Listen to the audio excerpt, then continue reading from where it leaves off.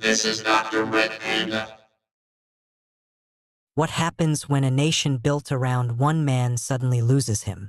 History gives us a clear answer, and it's rarely freedom. When strong men fall, people expect liberation. But what usually comes first is chaos. Saddam Hussein fell. Gaddafi fell. Stalin died. None of those countries woke up the next day more stable. Power doesn't disappear quietly. It leaves a vacuum. And vacuums don't stay empty. I'm Dr.RED Panda. And today, we're breaking down what really happens when absolute power collapses. The day the strong man falls. There is always a moment, a photo, a headline, a statue pulled down. And for a brief second, the world holds its breath. When a nation has revolved around one man for years, sometimes decades, his fall feels like the end of an era. Crowds gather, cameras flash. Commentators speak of change, of freedom, of a new beginning, but history rarely unfolds that cleanly. When Saddam Hussein was captured in 2003, many believed Iraq would finally stabilize. A dictator removed, a regime dismantled. The assumption was simple: without the strongman, the system would reset itself. Didn't.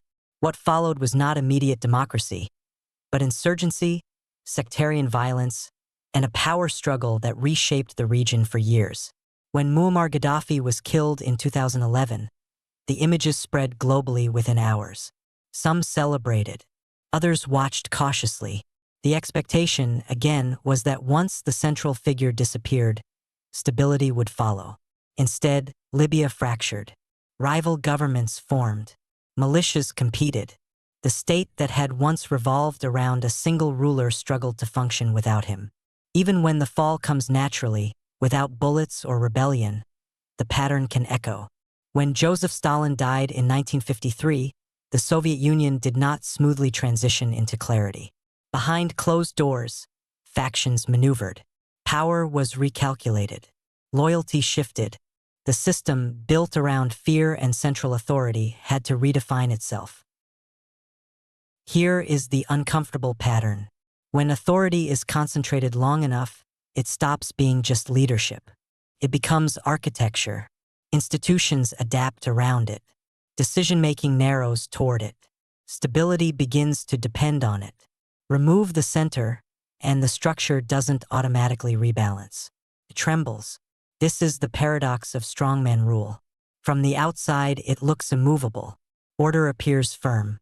Decisions are decisive. Opposition is contained.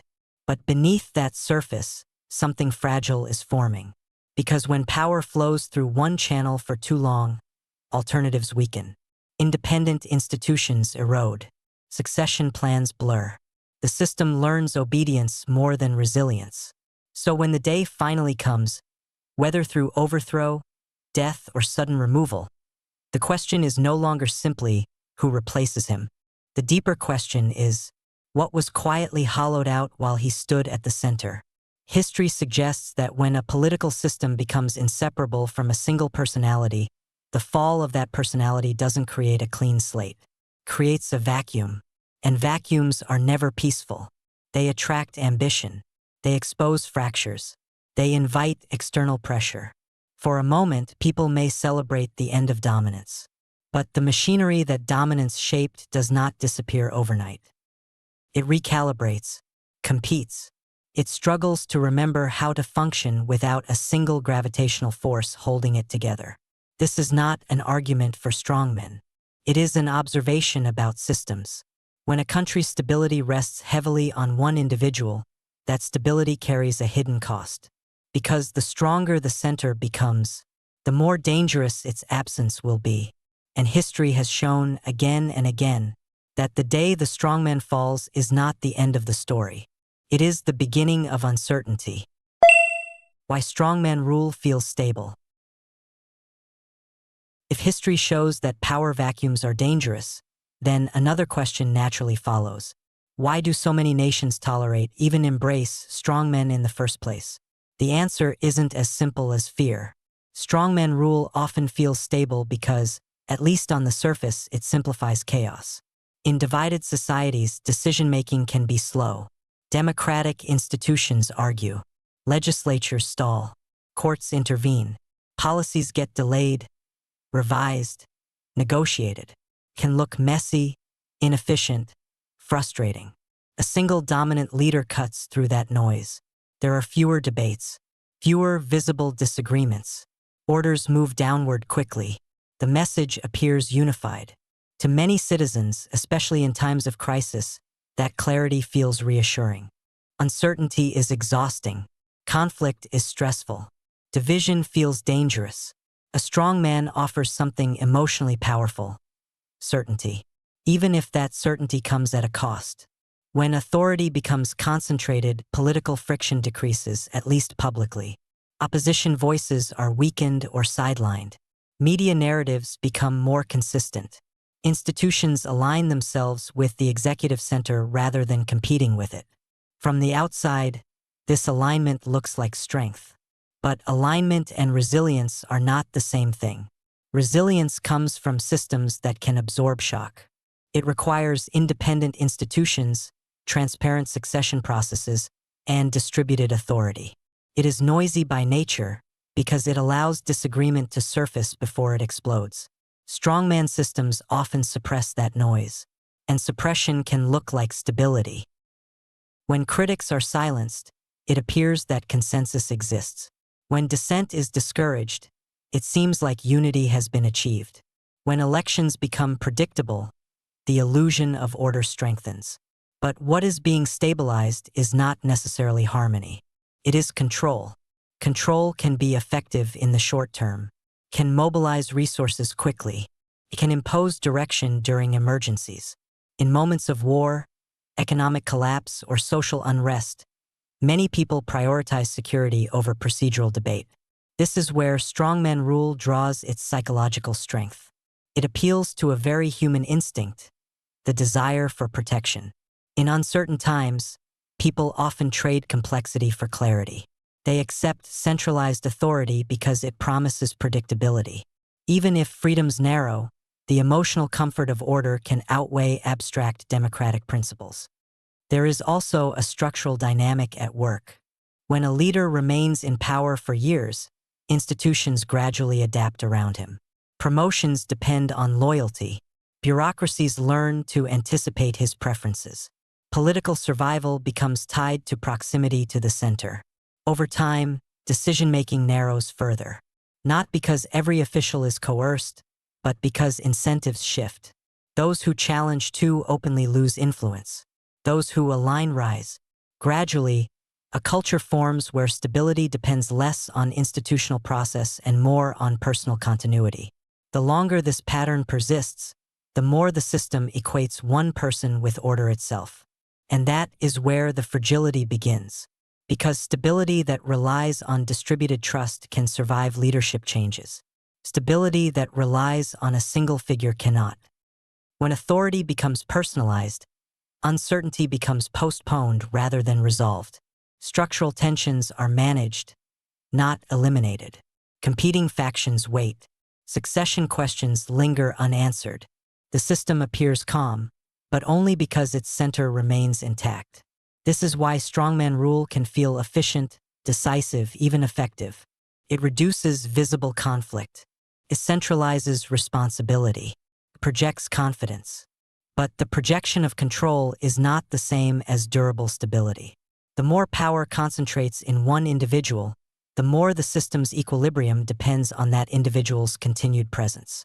And when that presence disappears, whether suddenly or gradually, the suppressed tensions do not vanish. They resurface, often all at once. The day after power. Every era built around one person shares the same illusion.